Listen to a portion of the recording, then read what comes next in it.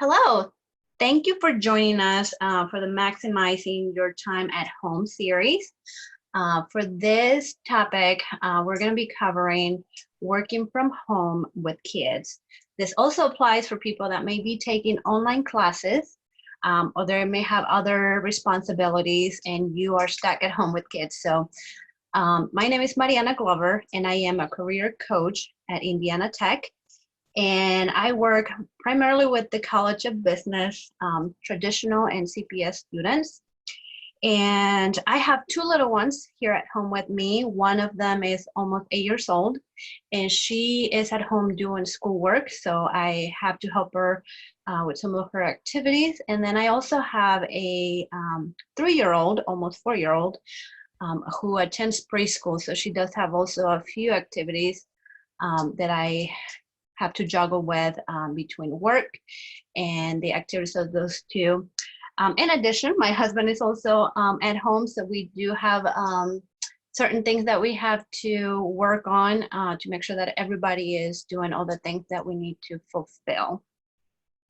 And today I have my coworker, Lauren Johns. Hi, Lauren. Hello. So my name is Lauren Johns. Thank you, Mariana, for the introduction. And I am a career coach for primarily the College of Engineering. So I work with students from the engineering disciplines, both undergraduate and CPS, as well as graduate students. I'm also the career coach for all international students. So I work with our international student population on applying for work authorization within the US. And I am the primary contact for our office for those students who are seeking academic credit for their internship. So I help to facilitate the paperwork side of things. I am the proud mom of a very rambunctious and active 4-year-old boy who has started into some preschool work with a daycare provider. So I do have to assist in, keeping him on track with his workbooks and whatnot. So that does pose some fun challenges for me, especially since my husband is working out of the home during the week. So we're excited to chat with you guys today just about some tips and some ideas that you can use at home to help smooth out the kind of ins and outs of working and taking care of family and keeping everyone on track. So we'll jump right in here to our presentation. So we all have this expectation built up in our head of what working from home is going to look like, being able to sit uninterrupted at our desk, getting through emails, assignments, checking in with faculty on things that you need to be doing for class, discussion boards, maybe a meeting here or there for work with bosses and projects going on. But we know that's not what it really looks like. We have the realities of interruptions and disruptions and kids home now also needing assistance with getting through schoolwork, or maybe they're not in school yet. So how do you keep your child entertained all day while you are trying to get business and school done? So we have, I think this is a clip that maybe a lot of people have seen. Mariana, you want to kind of give an introduction to this while I switch over to share? Yeah, absolutely. So yeah, the main thing that we want to convey today is that you can do all the planning, and obviously we encourage that you do that to make sure that your days go a little bit smoother, but just understanding that things happen. And here's the perfect example of a parent working from home, and it happened on national TV, and we'll just let you watch this video so that you can kind of see and give yourself a little bit of grace as you are going through the transition and figuring out what works for you and your family.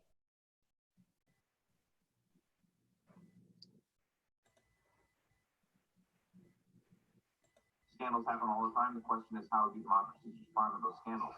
And what will it mean for quieter region. I think one of your children has just walked in. I mean, shifting sands in the region. Do you think relations with the North may change?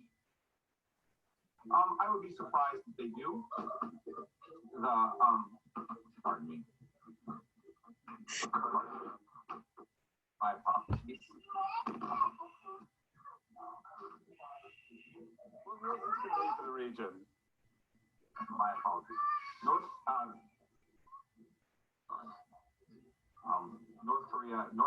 South Korea's policy choices on North Korea have been severely limited in the last 6 months.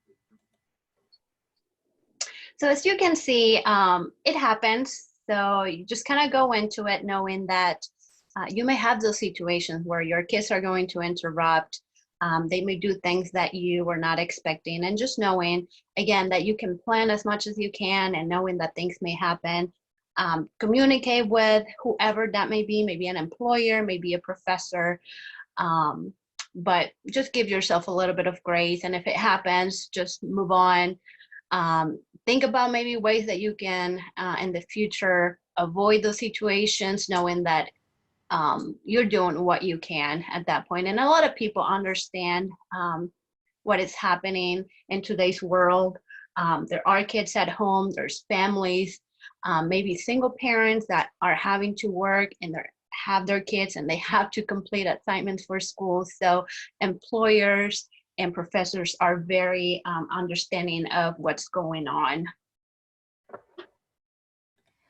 So now we're going to jump into some of the ways that you can organize and set up things in your home to really kind of maximize your success at these things, knowing, like Mariana said, that, you know, everything's not always going to work out, and there is a reality component to this, but these tips that we're going to share with you today just might help smooth some things out. So the first tip we have is to create your workspace. And this is just really important to, you know, find somewhere in your home to have a defined workspace. And it doesn't have to be you know, a room set aside to be an office. You know, a lot of times when people think, you know, work from home, what do you do? I have an office. We don't all have that. I don't have an office in my home. I have very much a small corner of my bedroom, actually, that I have been able to just set up the essentials that I need to be able to get my job done. So a small desk, my laptop, there's a drawer there where I have, you know, some note paper and pens and things I might need to grab for a meeting. And then Mariana, I think you've got a little setup there as well. Yeah, so the same with me. I don't have an area that is, you know, full of bookshelves and just looks like an office that is just for me. This is one of the bedrooms, and I have a little corner with a desk and a computer. Just made it very comfortable for me so that I can focus. I have the light that I need. I'm next to a window. I have my notepad. I have lotion that I like to have when I'm working, notepad, pens. So just make an area yours, an area where you know this is where I'm going to get my work done, and that it's just comfortable for you. Yeah, and I think it's important too to say, you know, I didn't have a desk for the first couple of weeks of being at home. My defined workspace was a section of our dining room table. And so every morning and every night it was set up and tear down of my office, because that was sort of a dual use space. We do use our dining room table for meals every night as a family. So, you know, even if it's something like that, but just some place to know, you as well as your kids, that, hey, this is where I work. This is my workspace. And so we, you know, we want to make sure that it is truly a defined area, and it's away from, you know, some of those other distractions and things in the house. So we do not want to forget the kids.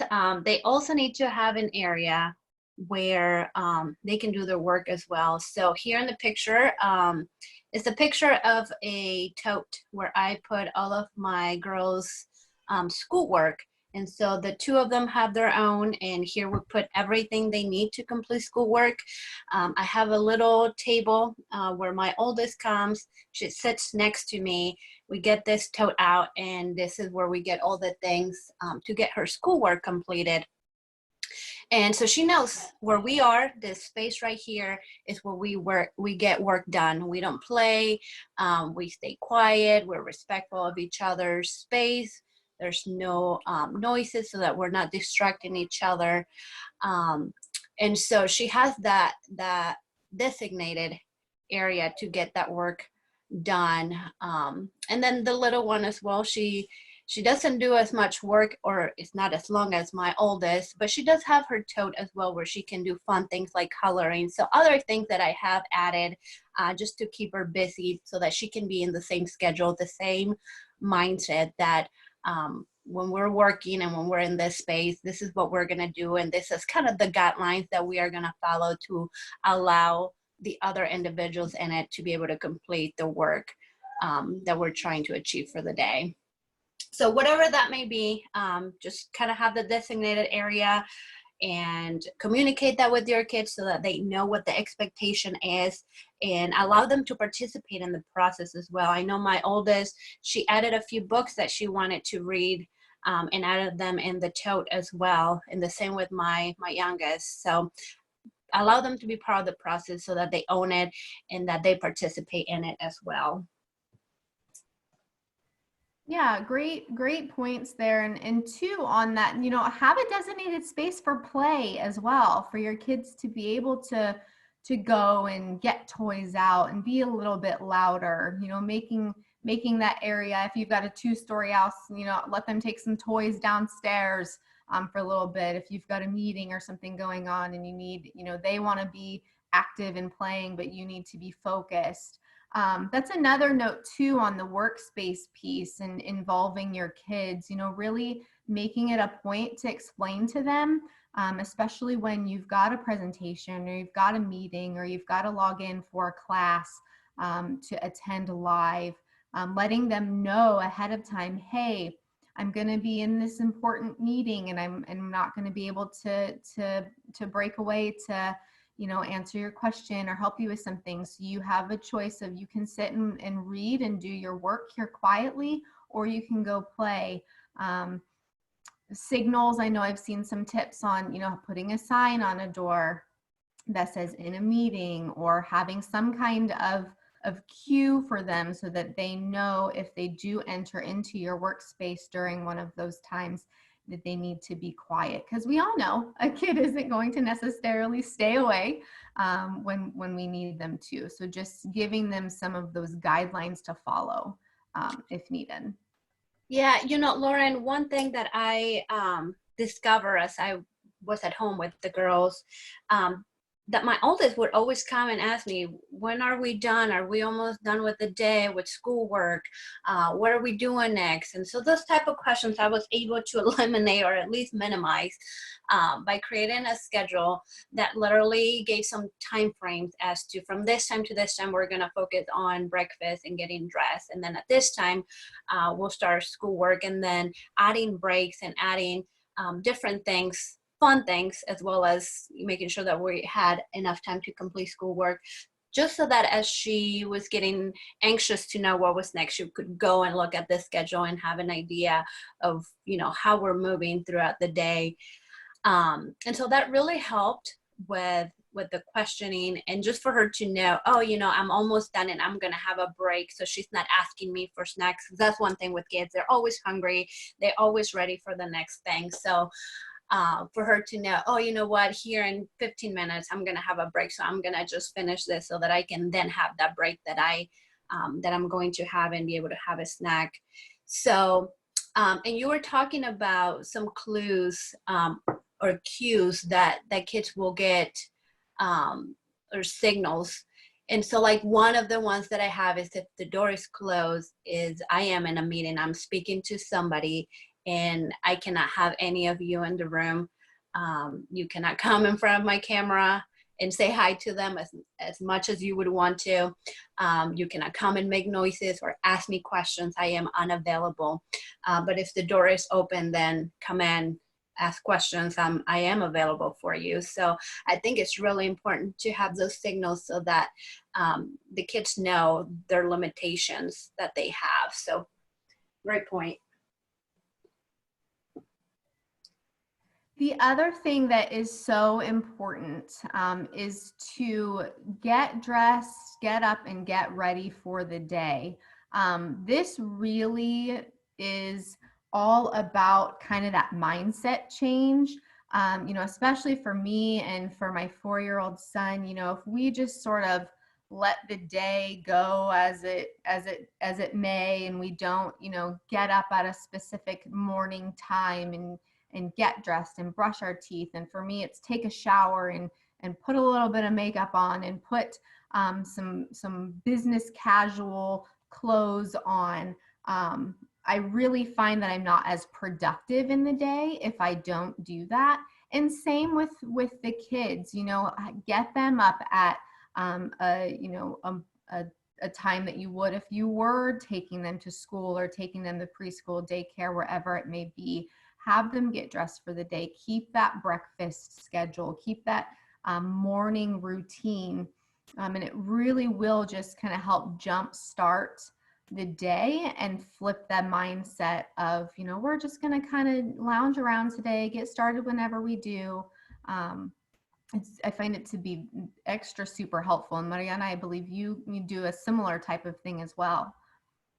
Yeah, like I was mentioning, I have a schedule, and that's just creating structure, creating some organization so that we all get up and we know exactly what needs to be done. I'm not running after the kids to tell them what they should be doing every day, because they already know. I get up, I need to go and brush my teeth, go get dressed for the day, and then breakfast moves on so that they can do those things while I am getting dressed myself. So I think having structure, having organization, and having a scheduled routine so the kids can function and they can help you by completing those activities that they can on their own.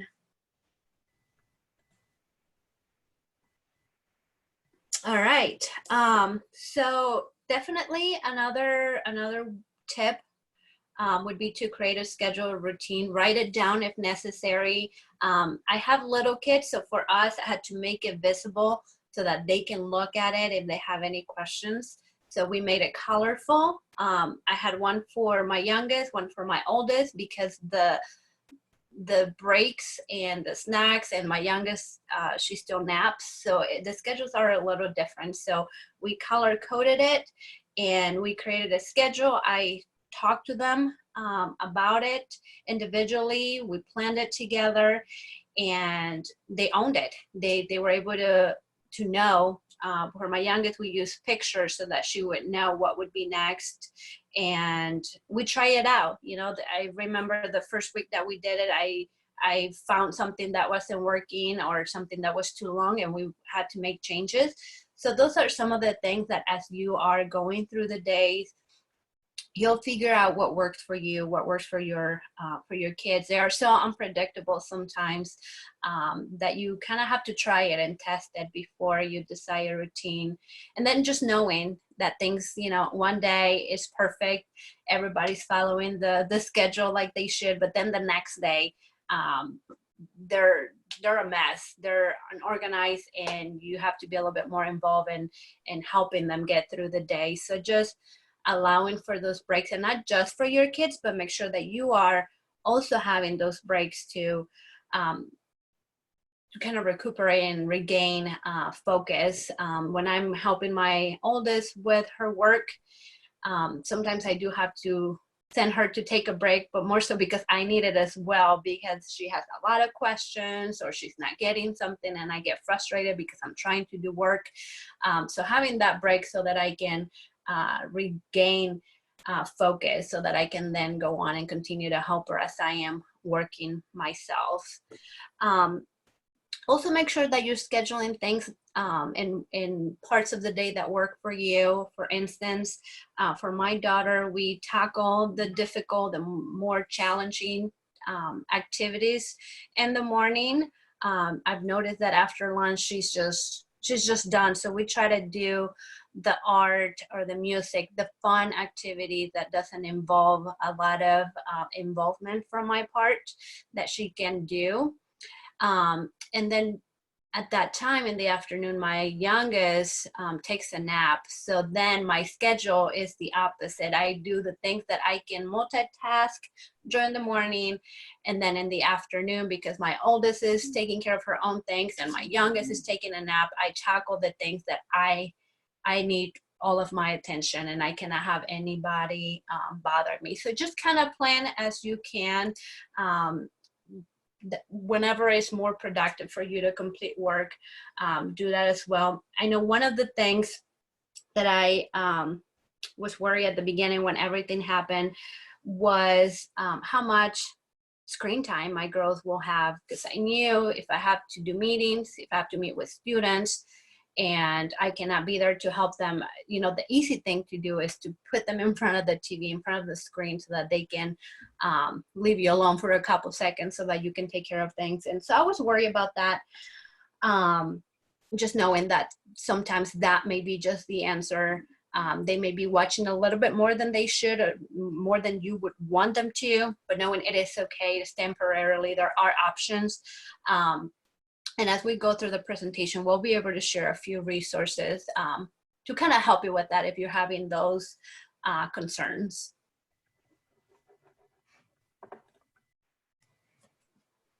It's so important when we're talking through all of these things to be able to remember, and sometimes daily, to remember to be able to be flexible. So, you know, while it's so helpful and so important for us to kind of lay out the day, have that schedule, have that routine, know that it will be likely and it will be possible that you might need to move some of your tasks around. You know, like Mariana was saying, you know, some days her girls are having great days and they're staying on task and they're doing what they're supposed to, but other days they're just off schedule and are needing a little bit more attention. So having the ability to be able to move some of those tasks around on the schedule to better fit and better align with your day can be very helpful. You know, for me especially, it's considering what time of day, as Mariana mentioned, might work better for tasks or for meetings that require some maximum focus and maximum attention. So, you know, my son still does take a short nap in the afternoon. So, you know, I might try to schedule a meeting where I need to be present or a presentation during his nap. Things might kind of go out the window one day and he might not take his nap. So then it's just kind of being able to pivot and find something for him to do during that, you know, half an hour or hour where I'm going to be unavailable. Involve your supervisor, involve your faculty member if needed, if, you know, something comes up and you need a little bit of flexibility, especially with everything that has been going on and we've all sort of jumped into this remote world. Just being open about some of those struggles or things that are going on, to be able to talk through maybe a flexible hours for your start day for work. You know, maybe you need to start at 9:30 instead of 8 and you just adjust your day out from there, whatever it may be. Maybe it's with your faculty member. Maybe you have a class coming up that you need to log into to attend live, but something happened and you need to take your kid to the doctor or something.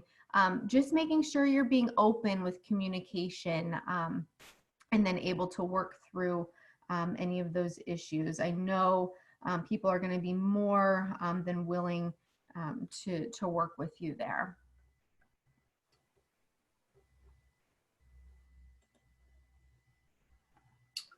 All right, so here we have a couple of resources that we've used that I have found very helpful. Again, if your kids are doing a little break or you're doing a presentation where you can't be helping them do homework or whatever that may be, but you need them to do something alone and you are concerned, for instance, that they are watching too much screen. Cadet Lessons. So this is a library where you will find a lot of videos, and they are targeted to preschool all the way to college adult students. So you go in there, you sign up for, you know, the grade that or the age appropriate that you're looking for. I personally signed up for my first grader. I get an email every day with the video of the day. And it's just fun lessons. They're educational. For my girls, it's all cartoons. It has music. It's very colorful. And so they are watching, but they're learning at the same time. A lot of times they'll watch a video and they can continue to watch additional videos because they're so entertained and they're loving what they're listening to. So that's one of the resources. Khan Academy is one that we haven't used as much, but this is a free website, and all of the resources that I have listed here are free. You can sign up for courses, and again, all of the resources that we have here available are targeted for little kids all the way to adults. So even if you are needing a little bit of help, there may be things available for you, but they have math. Even students are trying to take the GMAT or the MCAT, the LSAT. They're all available here. Courses that you can take to prepare personal finance. There's even biology, high school AP biology, many different things that you can go in there and take courses. And obviously they're all targeted to the audience that is watching. So my girls get to have all the fun videos, colorful with music that they love. The next one is Extra Math and Spelling City. Those are two that she's actually using for school that she loves doing, especially Spelling City. It's learning new vocabulary, but is through the use of games. So she's playing games, not realizing that she's learning how to spell. So she can spend hours doing this one. And Extra Math, not so much her favorite, but she gets to practice math through games as well. And then the last one, virtualfieldtrips.org. Just yesterday, they were traveling to, what was it? Some part in Asia. And it's literally videos, and it teaches you geography, teaches you about different places in the world. And again, it's very educational, very colorful, very visual for children. But there are also for adults that you can go and travel to different areas of the world. I've also seen in YouTube, if you type 360-degree videos, you can travel to, I don't know, places like Disney World, and you have control of the camera and you're able to move around almost like if you were present, as if you were there in person. But you can kind of travel and move around and see things virtually. So that has been fun for the girls. So again, here are just some resources. There's plenty out there. If you Google resources for kids that are at home, you will come up with all kinds of places where you can use for them. But here are just a few that we've personally used, and I find them very helpful for the girls. So just try them out, see what your kids are into, some things that they can do to help them stay busy while you complete some work. Yeah, in addition to these resources too, I know my son, he has really enjoyed, so some of the zoos are doing live stream videos. I know he looks forward to, and he knows every single day at 3 o'clock, he can get on to the Cincinnati Children's Zoo and Botanical Gardens, and they do a live like 20-minute video featuring a different animal from the park. And it's super educational, super informational. He'll come to me afterwards and tell me about the animal that he learned about. I believe Fort Wayne Children's Zoo is doing something similar to that as well. So there's just all kinds of stuff out there. I'm sure if you even did some searches for Science Central or maybe the Indianapolis Children's Museum, there might be resources out there as well, some educational things that they may be able to do. So certainly there's a lot out there, as Mariana mentioned, in addition to the resources that are listed here today. So we wanted to just take a quick minute here at the end to turn it over to the chat and see if anyone had any questions that we might be able to answer for you. Okay, it looks like so far we don't have any questions, but we do invite you to contact us to our email address, careercenter@indianatech.edu, if you have any questions, or even if you have ideas, something that have worked for you, please feel free to share with us. We're here to help. We are virtually meeting with students as well. So if you have any questions or you need us to help you with anything, just remember that we are still here to continue to serve our students. Well, thank you so much, everybody, for attending today. We'll wrap up this presentation, and be sure to check out and keep an eye on your email and our social media feeds for upcoming videos. Have a great day. Bye, guys. See ya.